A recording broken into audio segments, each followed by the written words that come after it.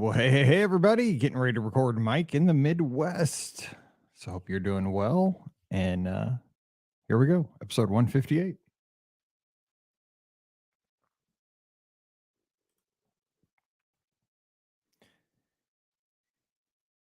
Well, hey, everybody. Welcome to episode number 158 of Mike in the Midwest, a mini podcast for the amazing patrons just like you of the Be Our Guest podcast. Of course, my name is Mike Rallman, host of the Be Our Guest podcast. You can catch me on all the socials at Be Our Guest Mike.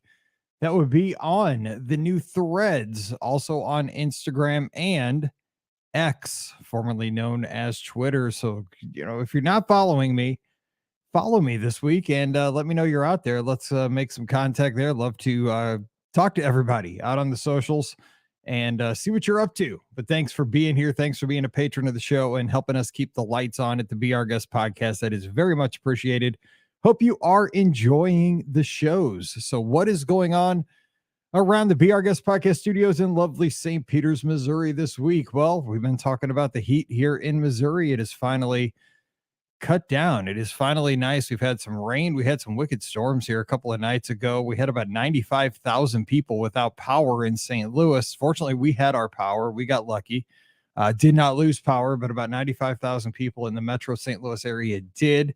Most people have their power back on, but that was a nice cool front that came through, so it is not so hot. I think today it's only supposed to be about 85, 88 for the high, and so can't complain about that here on August 1st. And, we're getting to the latter stages of summer, which is kind of a bummer for the teachers. But, it's football. College football starts this month. We're in August, and Mizzou will kick off here soon. They had their first practice yesterday, second practice today. So as a college football fan, I'm getting super excited. You'll see me wearing my Mizzou stuff more and more because I cannot wait. We're season ticket holders. Can't wait to get back to Columbia to see some college football. So it's an exciting time of the year. Also, my St. Louis Cardinals having a terrible, terrible season.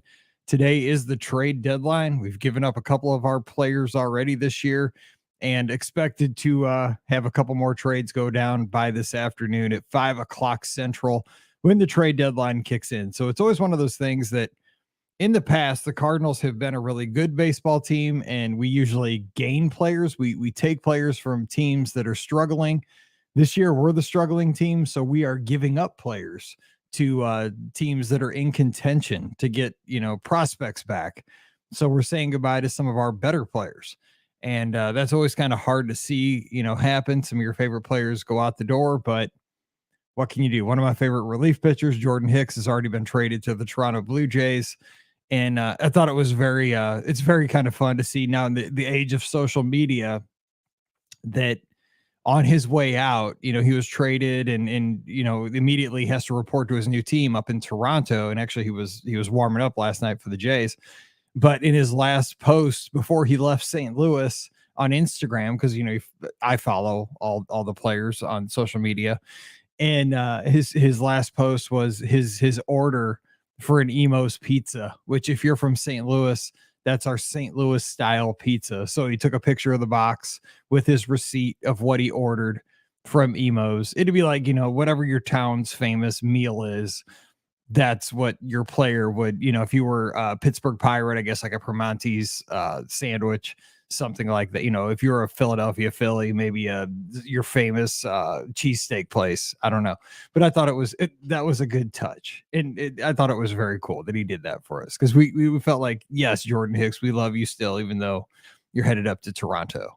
So at least he's not going to the Cubs, or some team that we don't like, where he's going to the other league. He's going to Toronto. No harm, no foul. Good luck to the guys. And some of the guys went down to the Rangers. Hopefully they have good experience because now they're immediately into the playoff chase. So they're having a lot better season immediately than we are here in St. Louis. But the lot going on here. We got the BOGP Cares event coming up here in just about 1 month down at Give Kids the World. Hope some of you guys can make it down to Central Florida. That's going to take place on September 8th and 9th. That's a Friday and a Saturday at the Village. On Friday morning, we're going to volunteer. We're going to I think serve some breakfast to the families that Give Kids the World. That's going to be awesome. I think we're working 7:30 to 10:30 that morning. So that's bright and early, getting to start the day with the families. That'll be awesome. And then that's Friday morning. And then on Saturday, we're doing a live show for 6 hours from Give Kids the World. That's Saturday, September 9th. And we're going to be on the air from noon to 6 p.m. Eastern. And if you can be there, if you're in Central Florida, come by. We're going to be in the big room there. We'd love to take selfies. And, hey, if you're there, we have microphones. Come on the air with us and join the live stream with us. But we're going to also be on the air right here, YouTube, Facebook, Twitter, Twitch. And you can call in via the video link. So all you need is a laptop computer. You can actually even do it with your smartphone.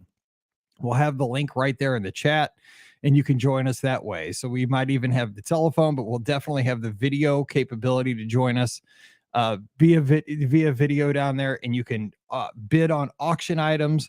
We're going to have a trip to Walt Disney World up for grabs during that 12 hour. It's not a 12-hour show.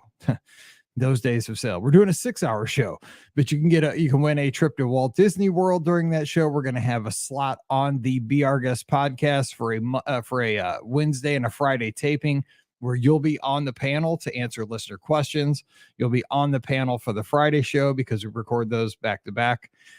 So lots of fun stuff. We're going to have all kinds of Christmas ornaments. Typically we have to give away stuff like that. So it's going to be fun. So if you can't be in Central Florida on September 9th, that Saturday, and I know it's a busy time of the year, please do mark it on the calendar to join us on your phone, at home, on the big TV. Make it an event at your house with your family, maybe, to carve out a little time to have a party, but more importantly, put away a little bit of extra money to donate to the great families that Give Kids the World. And join us, give us a call. And if you've been a Wish family or you've been impacted by the great folks that Give Kids the World, please do call us that day and share your story so everybody knows the impact the folks that Give Kids the World have. So again, September 8th and 9th, put that on the calendar because it is coming up quick. I can't wait to get back to the village. I love those people. All right, so that's about what's going on here this week. We have some great listener questions coming your way tomorrow. It's the OG crew tomorrow. It's been a while. But it's Pam and Ricky joining me, and we have some fun questions on tomorrow's show. And then on Friday, Ricky talks about it's kind of a dual show. Ricky talks about her turning 40. She celebrated her 40th birthday, the actual day at Walt Disney World, and her family surprised her. She didn't think they were going to be there. They were, and they surprised her at Walt Disney World. And it was her daughter Lucy's first trip to Walt Disney World. So baby's first trip. Also, Ricky's 40th birthday at Walt Disney World. And spoiler alert, Brian surprised her with a night at the Contemporary, which again, they hardly ever stay on site because Brian gets free hotel rooms because he works in the hotel industry at the Hyatt. So we talk all about that. It's a fun, quick little trip report, about 40 minutes. I think you're going to really enjoy that on Friday. So 2 good shows coming your way this Friday, and the call-in show from Sunday night, which hits your feed on Thursday, was a ton of fun this week too. So we have some good stuff out there. Hope you guys always enjoy the show. So hope it's not too much. And we always try to keep stuff hitting your feed so you have enough content to enjoy when you need it. If you're cutting the lawn here in the summer, if you're taking the kids to swim practice up in Wisconsin, if you are, putting in some miles training for a race. I know I think he's got a marathon coming up down in Louisville soon. Whatever it is, I know you guys are out there, and I think of you guys as I'm putting out these shows. I know you got a lot of stuff to do, and I try to keep you busy as you're on the road, traveling here, there, and everywhere. I just try to keep you busy and try to keep you company. I know that my podcasts are friends of my ears when I walk on the treadmill, run on the treadmill every morning at 5 o'clock in the morning, and nobody else is awake. So I try to do the same for everybody else. So hope we can do the same for you. And if you don't mind, this week, we'd sure appreciate a subscribe if you could to the Be Our Guest podcast. Hit that subscribe button because that does help us with the algorithm in Apple Podcasts, which everything else is kind of driven from. But if you wouldn't mind a rating and a review, and I know a lot of you guys have already done that many times, but they do expire after a while. And we've been out there over 15 years at this point. So some of those things have expired. So if you wouldn't mind, I hate to ask a lot of this, but if you wouldn't mind a 5-star rating and a review, just a few kind words about the show, something you like about it, that would be awesome this week. If you just have a few minutes, if you're sitting at a ball practice, or the kids are at cheerleading or gymnastics or what have you, musical or something, If you could give us a rating and a review, that would be greatly, greatly appreciated. All right. So, you know what? I should probably hit this and see if we have any feedback from last week's shows about water slides around St. Louis, because we talked about that because it was hot here last week. And I was just thinking about how crazy the Aquajet was in St. Louis, because it was crazy back in the day. And I wanted to talk about that. All right. Michelle is here with some, and she's my good friend down in South Florida. She says, "Hi, Mike.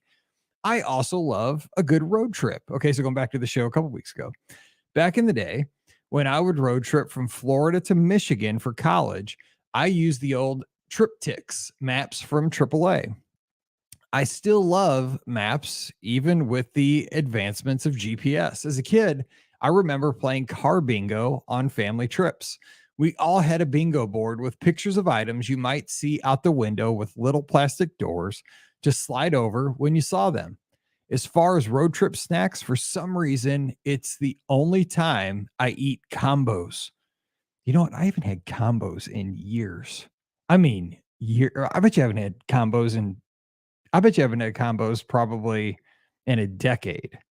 Those suckers are good. I might have to go to the grocery store and get some combos, because you're right. You know what I also haven't had and these things have been brought up on the podcast about 5 times in the last few weeks. And we used to get them at Walt Disney World when the dining plan was a big thing, back when it was like a really, really steal of a deal when the dining plan first came out.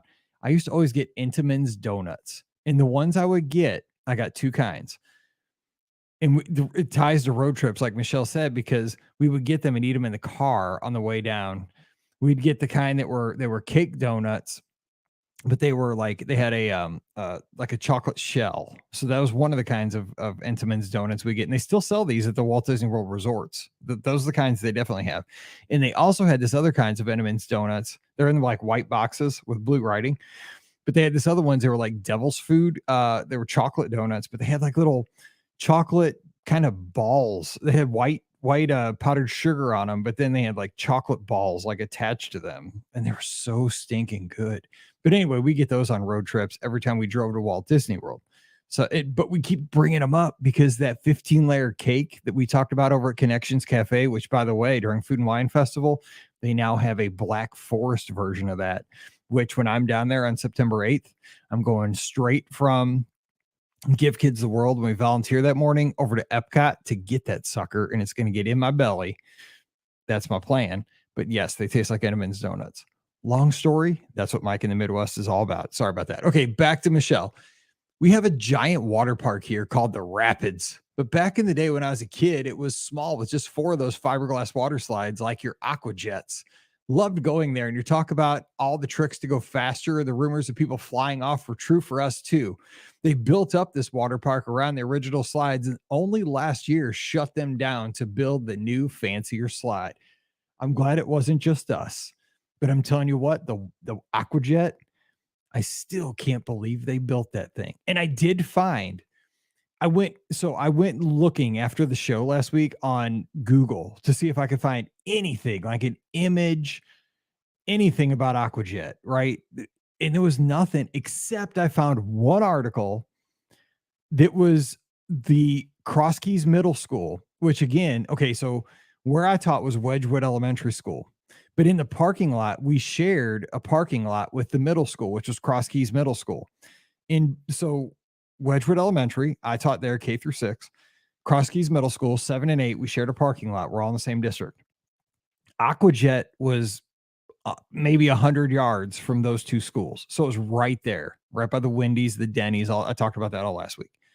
But the article I found was that the science teacher, one of the science teachers from the middle school, held a contest. And you've probably heard of these contests, right? Where it was like a physics class, or it was some kind of class. They had an egg drop contest where the kids took these, they had to construct some kind of a contraption where they took an egg all the way to the top of the Aquajet platform, and they had to drop their egg from the top and see who survived. That's what the news article was about. Nothing about the Aquajet death-defying slide, but you could see there were a couple pictures of, you could kind of see the slides.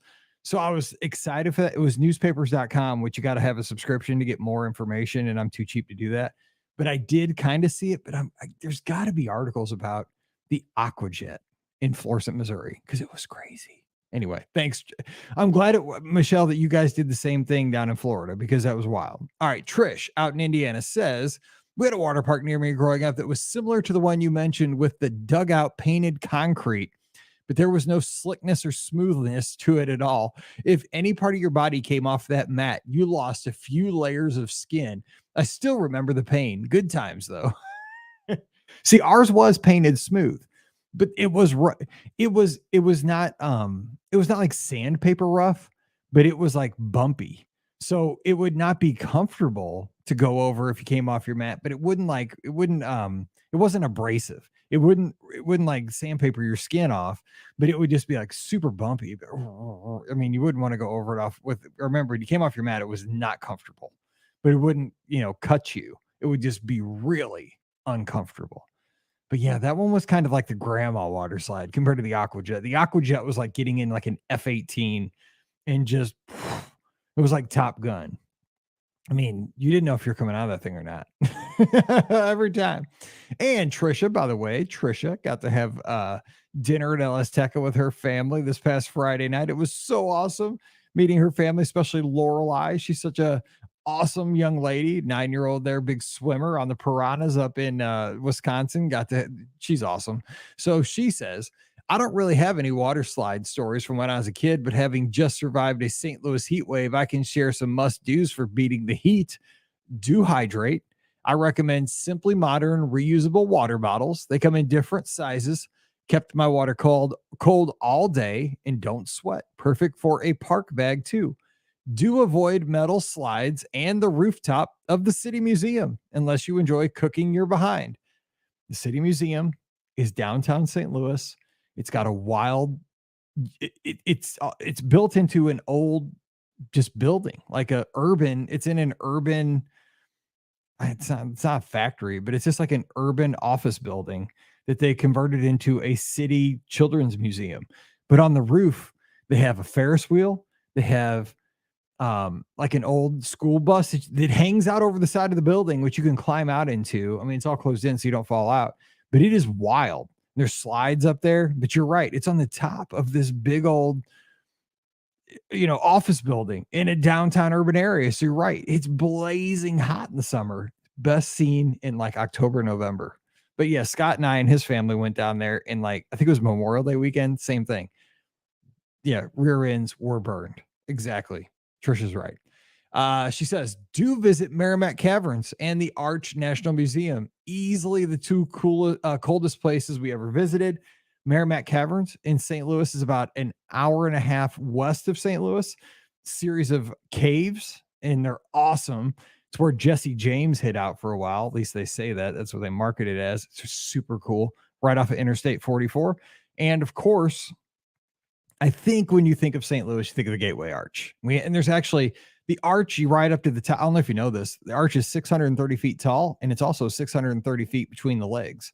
So the next time you see the arch on TV, folks not from St. Louis, you can amaze everybody around you and say, did you know that the distance between the two legs is exactly the same distance as how tall the arch is? It's 630 feet. And there's a law in St. Louis that says no building can be taller than the arch. So it's always the tallest thing in St. Louis. There you go. And also, when you see that round hotel building that's kind of next to the arch and by the ballpark, that's where Mike and Pam went on their first date.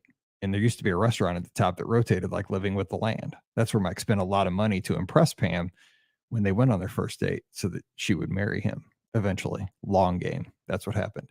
Yeah, it's very cool. And she says, do utilize your hotel community pools any time of the day. And finally, do eat ice cream every day. And they had Ted Drew's too, which is the St. Louis original on the last day. So that was very cool. So Trisha, hope you guys are doing well up there. Thank you for that great feedback. You have feedback on this show or any other show, leave it at patreon.com/BRGuestPodcast, because that is what makes this show awesome. Okay. Today, I want to talk about a couple of events that happened on this day, August 1st, years ago. 42 years ago today, something happened that changed people of my generation how we see a certain thing, and that's music. And you might say, Mike, how do you see music? 42 years ago today, video killed the radio star. And if you are of my generation, you know that 42 years ago today, MTV, music television, launched for folks of our generation, and everything kind of changed. Now, I will tell you personal memories of MTV. Now, I've talked about how I grew up and we didn't have a ton of money, but for some reason we did have, my dad was kind of a technology guy. Looking back, I don't think you see it at the time. You totally don't see it at the time. Now that I look back on my childhood, like we didn't have a lot of money, but my dad was me, or like maybe I'm my dad. That's probably it. But my dad was a technology nerd, even though he was a cement mason. My dad did not work in the technology field. He ended up working in radio because he got sick of working out in the heat, in the cold, because my dad, again, was a cement mason, just like my grandpa was. He would pour concrete and he would put in uh, driveways and basements in new houses and patios. And he worked on, skyscrapers downtown, putting in floors for office building. He did all kinds of concrete work, manual labor his whole life. But then when I was in like eighth, ninth grade, he started going to night school to become a radio person. He went to a school called Broadcast Center and got himself started working up through radio, which I thought was very cool. And he changed the trajectory of his life. And so he's worked in radio ever since, because he just said his body couldn't take the physical labor anymore. So I'm super proud of my dad for doing that. It's very awesome. But growing up, we didn't have a lot of money, but we didn't really, we weren't missing out on anything. Like we had the same amount of money as everybody in our neighborhood. We were kind of in like a middle class, blue collar area of St. Louis. Everybody kind of, everybody had a bike, big wheels. Everybody had the same kind of, 2-bedroom, 1-bath house, ranch. Like just everybody, when you're a kid, you just have what you have, right? Nobody really went on vacations, but nobody around us really went on vacations. You went to the community pool. That was awesome. That was kind of it. You played baseball on your baseball team. Everybody had a glove. Everybody had a bat. And so everybody was good. So I do remember, though, we had basic cable right as it first came out, like in the early 80s. Now, I grew up in a Baptist family, and so we were pretty conservative. And the thing was, like, I don't remember really watching a ton of MTV right off the bat.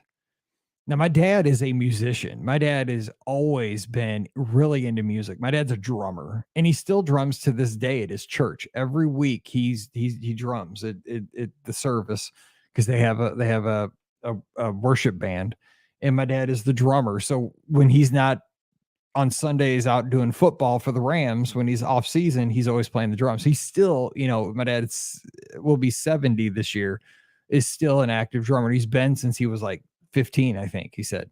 He's always been in a band. So he's always been into music. So, but of course, like MTV was not his type of music. But when it launched, my memories of MTV was not so much watching it at our house, which we had it, and I would watch it every once in a while, but it was more that you would hear about it at school. And again, I went to a private Christian school, so it wasn't like probably the buzz that you would get at a middle school or like a public school. Now, I did hear more about it when I started going to public school in middle school in 7th grade. Everybody talked about Def Leppard videos and, Motley Crue videos and stuff like that. So it became more dominant to my life when I got to public school. And of course, there's more people. My private school was teeny tiny. You had the same kids in your class and about 25 kids, and that was it. So, small fish, small pond in elementary school. But I do remember, like, whenever you'd have a sleepover when MTV first came out, it came out in 84, is that the cool thing to do, there were two things, because VCRs were pretty new at that time too. You would go, and back then you didn't even really have Blockbuster. I remember we had a store called Movies to Go. You would go to Movies to Go and rent a tape and, watch a movie. I remember the one time we rented a movie called Cat's Eye. I don't even remember. I just remember it was like a horror movie, or it was a thriller or something. It was supposed to scare us to death. I remember we rented Poltergeist and like freaked us out, right? We were kids. So we watch that, and then left MTV on all night, and we just watched the videos, and it was so cool just because we were watching MTV. So you were listening to music, but you were also seeing videos. In the videos, here's the thing about MTV is what I think changed things is that after we saw the videos, and this is again of our era, which has changed so much, is that say we spent the night on a Friday night. Like we go to school, then we go to somebody's house on a Friday night. You know, 4 or 5 guys would spend the night at Steve's house and we'd all spend the night. But on Saturday, maybe we'd go to the mall. I would take my money and go to the store. I remembered it was right next to Baskin Robbins. It was called Tape World. Now, tell me that isn't a sign of the times, too. Tape World.